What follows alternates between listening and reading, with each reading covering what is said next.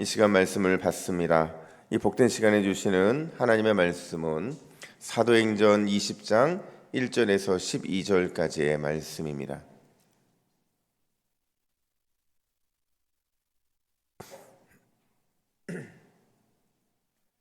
신약성경 221면 사도행전 20장 1절부터 12절까지의 말씀, 위로의 리더십이라는 제목으로 오늘 말씀을 받습니다.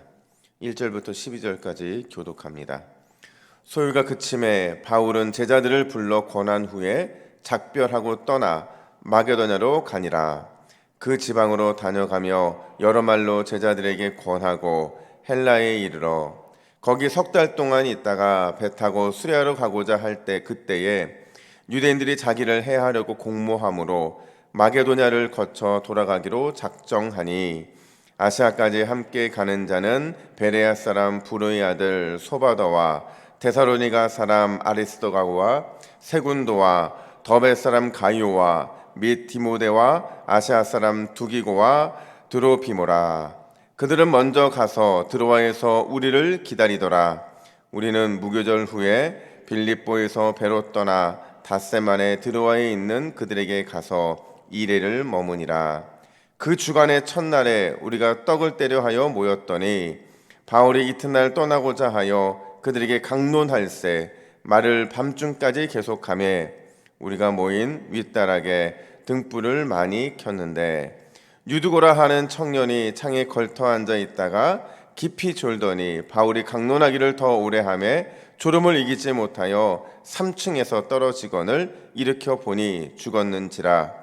바울이 내려가서 그 위에 엎드려 그 몸을 안고 말하되 떠들지 말라 생명이 그에게 있다 하고 올라가 떡을 떼어 먹고 오랫동안 곧 날이 새기까지 이야기하고 떠나니라.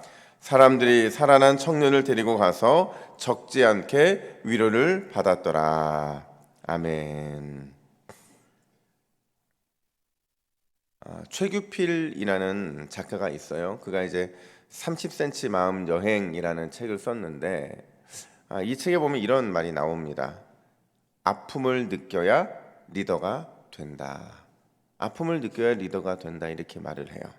그래서 뭐라고 부연 설명을 하냐면 아픔 없는 능력은 사꾼이 되게 하지만 아픔을 느끼는 능력은 리더가 되게 한다. 이게 무슨 말이냐면 좋은 리더와 사꾼의 차이가 뭐냐? 누군가의 아픔, 또 본인의 아픔, 이 모든 것들에 대해서 공감하는 태도를 가졌느냐에 따라서 리더가 되든지 사꾼이 되든지 그 갈리게 된다라는 거예요. 한번 생각을 해봤어요. 여러분 리더와 사꾼을 비유할 때 뭐에 비유하면 좋을까? 많은 리더십 학자들이 뭐라고 얘기하냐면 사꾼은 카우보이 같다는 거예요. 그러니까 카우보이가 보통 이렇게 항상 맨 뒤에서 강제적으로 양들을 몰고 가잖아요. 그 우리의 집어넣기도 하고 뒤처지는 이런 양들에 대해서 채찍을 들기도 하고 이게 사꾼이면서 카우보이의 모습이고 또 좋은 리더를 뭘로 비유하느냐? 목자에 비유를 한다는 거죠. 목자는 항상 어디에 있나요? 맨 뒤에 있잖아요. 맨 앞에 있잖아요. 맨 앞에서 양들을 인도하면서 양들의 가야 되는 이 길에 있는 장애물들을 제거하고 또 그들의 아픔과 상황을 보듬고 끝까지 함께 하는 게 바로 이 목자잖아요. 그런 의미에서 참 목자가 된다는 것 그리고 좋은 리더가 된다는 건 참 어려운 것 같다는 생각을 하게 됩니다. 우리는 지금 사도행전에서 바울에 대한 행전의 이 과정들을 지금 밟고 있는데요. 이제 어떻게 보면 바울의 3차 전도 여행이 이제 다 끝이 나요. 3차 전도 여행이 끝이 나면서 그가 1차, 2차, 3차를 보내면서 어떤 리더십의 사람인지가 굉장히 중요해지는 거죠. 그러면서 바울은 참 좋은 리더였던 것 같아요. 어떻게든 자신이 하는 사역에 책임지려고 했고 자신을 믿고 따라오는 사람들에게 어떻게든 신뢰를 주려고 노력을 했기 때문에 그런 거죠. 근데 단순히 그가 참 좋은 리더라고만 평가해야 되느냐? 동시에 그는요 참 외로운 리더였던 것 같아요. 그러니까 외로운 전도자였다는 거죠. 무거운 짐을 누구랑 같이 나눠진 적이 별로 없어요. 그리고 혼자 밤새 고민하고 또 견뎌야 될 것들을 견뎌내면서 아마 수많은 시간들을 보냈을 것 같다는 거죠. 오늘 본문을 보면 바울의 3차 전도여행 마지막 마무리 이 부분을 통해서 두 가지의 리더십이 딱 드러납니다. 바울이 어떤 리더였는지, 그리고 리더 한 사람의 영향력이 얼마나 중요한가 하는 것을 오늘 본문은 두 가지의 모습을 통해 증명해 주는데, 과연 바울이 오늘 본문에서 보여주는 리더십은 어떤 모습이었을까? 첫 번째로 바울의 리더십은 함께하는 리더십이었다라는 겁니다. 함께하는 리더십. 이 함께하는 리더십을 다른 말로 뭐라고 하냐면요, 동행의 리더십이라고 이렇게 말할 수 있어요. 동행의 리더십. 오늘 본문 1절은 이렇게 시작을 하죠. 소요가 그침에. 이 소요는 어제 제가 다뤘죠. 소동이라고 말을 하는데, 그냥 해프닝 같은 이 소동이 에베소 전체를 흔들었어요. 근데 단순히 지금 여기서 소요가 그쳤다라는 것은요, 이 에베소를 들끓게 만들었던 모든 소동이 끝이 났다, 이걸 말하는 게 아닙니다. 바울이 리더였잖아요. 리더 입장에서 소요가 그쳤다라는 말은 바울이 그 소요가 끝날 때까지 함께 동역자들과 자리를 지켰다, 이 얘기를 하고 있는 겁니다. 사실 바울 입장에서는 이러지도 못하고 저러지도 못하는 상황이었거든요. 왜냐하면 본인이 나서자니 일이 굉장히 커질 수밖에 없었고 주변에서도 말렸잖아요. 그렇다고 해서 이 문제를 모른 척하고 도망갈 수 있는 상황도 아니었고 회피할 수 있는 상황도 아니었고, 아마도 바울은 기도했을 거예요. 기도하면서 자신의 자리를 끝까지 지켜낼 수 있도록 하나님께 간절히 간구했을 겁니다. 근데 드디어 그 기도에 응답되듯이 모든 것이 정리가 됐어요.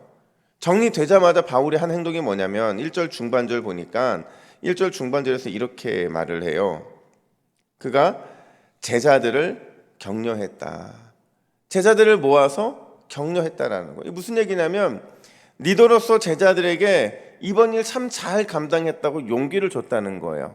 그리고 동시에 너희가 앞으로 이런 어려움이 닥치게 된다면 이번 일처럼, 이번에 그랬던 것처럼 끝까지 견디고 이겨냈으면 좋겠다, 이 메시지를 던지고 있는 겁니다.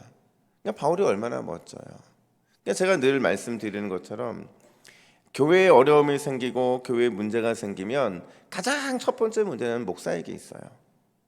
그리고 그 다음에는 교회 리더들에게 있는 겁니다.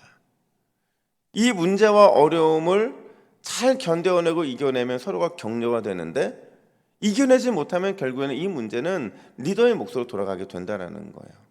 어쨌든 오늘 본문에 보면 그렇게 3차 전도여행을 마무리하는데 한 가지 또 재미있는 게 등장을 해요. 그게 뭐냐면 예루살렘 교회까지 동행하는 명단이 등장을 하고 있다는 거죠. 우리 4절 말씀 볼까요? 4절 같이 있습니다. 시작. 아시아까지 함께 가는 자는 베레아 사람 부르의 아들 소바더와 데살로니가 사람 아리스다고와 세군도와 더베 사람 가이오와 및 디모데와 아시아 사람 두기고와 드로비모라. 아멘. 겉으로 볼 때는 몇 명이에요? 총 7명입니다. 7명. 제가 세어봤어요. 겉으로 보면 7명이 함께 지금 이 마지막 여행에 동참하고 있는데, 바울이 우리라는 표현을 자꾸 반복해 쓰고 있거든요. 이 우리 누구일까요? 우리 속에는 아마 신라가 포함이 될 겁니다. 그리고 신라뿐만 아니라 지금 사도행전을 기록하고 있는 누가도 포함이 될 겁니다. 자, 7명에다가 2명이 포함되고 바울까지 총 몇 명이에요? 10명입니다. 10명. 10명이 오늘 4절 보니까 아시아까지 함께 가는 자, 이렇게 얘기하고 있어요. 함께 가는 자. 함께 간다는 게 뭐예요? 동행자였다는 거잖아요. 물론 동행한 정확한 이유는 잘 모르겠어요. 왜 이들이 바울과 함께 이렇게 동행을 했는지는 모르겠어요. 어떤 분들은 이 루트가요, 딱 그 루트거든요. 예루살렘 교회를 돕기 위해서 연보를 했던 교회 명단하고 똑같거든요. 이 루트가. 그러니까 지금 이들이 연보를 전달하는 목적이 있다, 그래서 동행했다고 말하기도 하고, 혹자는 이들이 바울이 가서 교회를 세운 곳의 리더들이었어요. 그러니까 그 교회가 세워진 곳에 1명 혹은 2명의 리더가 포함이 되는 걸 보면 예루살렘 교회에 진짜 이방인들 지역에 이렇게 교회가 많이 세워졌다는 것을 보고하기를 원하는 선교 보고에 의미가 있다, 이렇게 말을 하기도 하거든요. 어쨌든 분명한 거는요, 이들 모두가 바울이 직접 훈련을 시켰던 사람들이었다는 거죠. 그리고 이들은 바울과 그 훈련을 통해서 운명 공동체가 되었다라는 겁니다. 여러분, 저는 오늘 이 모습을 보면서 그런 생각이 들어요. 여러분, 동행한다는 게 뭘까요? 동행한다. 제가 아주 일전에 한번 말씀드렸는데, 동행한다는 거는요, 이 동행하면 누가 가장 먼저 떠올라요? 성경에서 애신데 에녹이 떠오르잖아요. 에녹은 평생 하나님과 동행했다 이렇게 말하거든요. 근데 이 히브리어로 동행했다라는 단어를 살펴보면 어떤 의미냐면 부부 관계와 같은 의미라는 거죠. 여러분, 부부 관계라는 게 뭐예요? 싸우죠, 다투죠. 그럼에도 불구하고 한평생 묵묵히 함께 걸어가는 사이, 그게 바로 이 부부, 그러니까 동행한다라는 단어라는 거죠. 그러니까 우리 입장에 생각해 보면 하나님과 동행한다는 게 여러분 좋은 걸까요? 나쁜 걸까요? 좋은 거예요. 근데 우리가 하나님과 동행하는 걸 부담스러워하는 이유는 뭐예요? 그냥 하나님은 나에게 좀 맡겨주셔서 내가 그냥 혼자 걸어가고 싶은 거예요. 우리는 늘. 왜 그런 마음이 들까요? 부담스럽잖아요. 주님과 함께 동행하는 게. 저만 그렇군요. 다들 주님과 동행하는 걸 너무 기뻐하시는데 저는 가끔 부담스럽더라고요. 왜냐하면 좀 잘해야 될 것 같고 좀 가끔 내가 뭔가를 손해봐야 될 것 같아서 주님과 동행하는 게 좀 불편하고 마음이 좀 그런 마음이 있을 때가 종종 있는데, 근데 한번 입장 바꿔 생각해 보세요. 여러분들, 그러니까 어른과 3살짜리 아이가 함께 걸어갈 때 누가 더 불편할까요? 어른이 더 불편해요. 왜요? 3살짜리 아이는 그냥 자기 속도로 가고 자기가 가고 싶은 만큼 가는 거예요. 근데 그 아이의 손잡고 가는 어른들은요, 그 아이에게 보폭을 맞춰야 되죠. 속도를 조절해야죠. 방향성을 제시해야죠. 또 말 안 듣고 가네 어쨌든 달려서 데리고 가야 되잖아요. 다시 질문. 하나님과 동행할 때 누가 더 불편할까요? 하나님이 불편하세요. 그분 전능하신 분이잖아요. 위대하신 분이 우리의 손을 붙잡고 걸어 나가는 것, 그것도 영광스러운 일인데 그분을 훨씬 더 불편스럽게 만드는 일이 동행이라는 거죠. 근데 주님이 그 동행을 우리와 해주시겠다는 거예요. 그 동행이라는 것은 은혜로밖에 설명이 되지 않는다는 거죠. 여러분, 오늘 하루 하나님과 동행하시기를 간절히 축복합니다. 단순히 하나님과 동행하는 게 아니라 믿음의 동역자들과도 동행의 복을 누려야 돼요. 우리 교회가 적게는 1, 2년, 많게는 한 3, 40년 친구 된 분들 되게 많이 계시잖아요. 그분들이 없다고 생각해 보세요. 나를 위해 기도하는 사람들이 없고 나를 위해서 손잡아 줄 사람이 아무도 없다고 한번 생각해 보세요. 얼마나 외롭고 재미없겠어요. 근데 하나님께서는 하나님이 직접 우리와 동행해 주실 뿐만 아니라 좋은 믿음의 동역자들을 붙여주셔서 동행의 복을 누리게 하신 줄로 믿습니다. 여러분, 오늘 우리가 기도할 때 이렇게 기도하셔야 돼요. 주님과 동행하는 하루가 되게 하시고 특별히 나의 믿음의 동역자들과 함께 손잡고 함께 달려나가는 동행의 복을 누리게 하여 주시옵소서. 그럼 이 세상의 모든 거 다 얻은 거예요. 사실은 그 은혜와 복을 우리가 오늘 누려야 된다는 거죠. 뿐만 아니라 두 번째로 바울의 리더십은 어떤 리더십이었냐?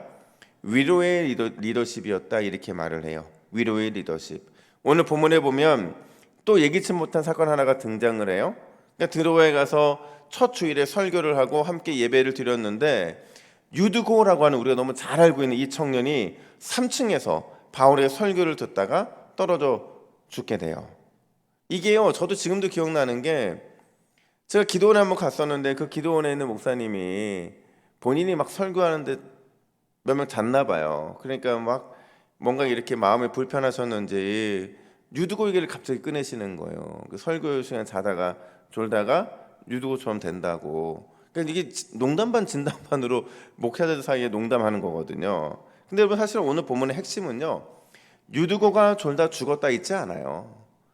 유두가 죽은 건 맞아요. 3층에 떨어졌으니까 죽은 게 맞는데 오히려 유두고가 졸다가 3층에 떨어져 죽었지만 바울이 그를 다시 살렸다. 이게 본문의 핵심이거든요. 바울이 살린 게 핵심이에요.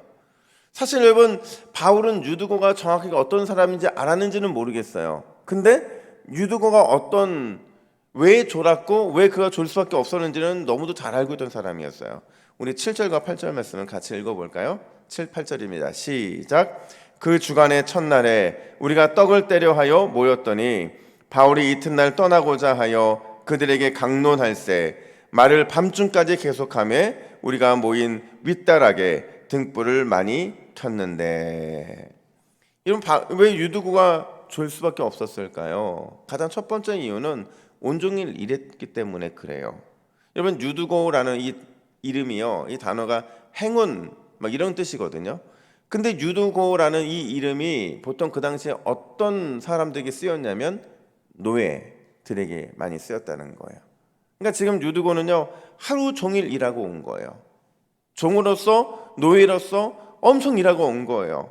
근데 막상 가봤더니 그곳에서 보니까 오늘 8절, 7절, 8절 보니까 우리가 모인 윗다락에 뭐가 많이 켜져 있대요?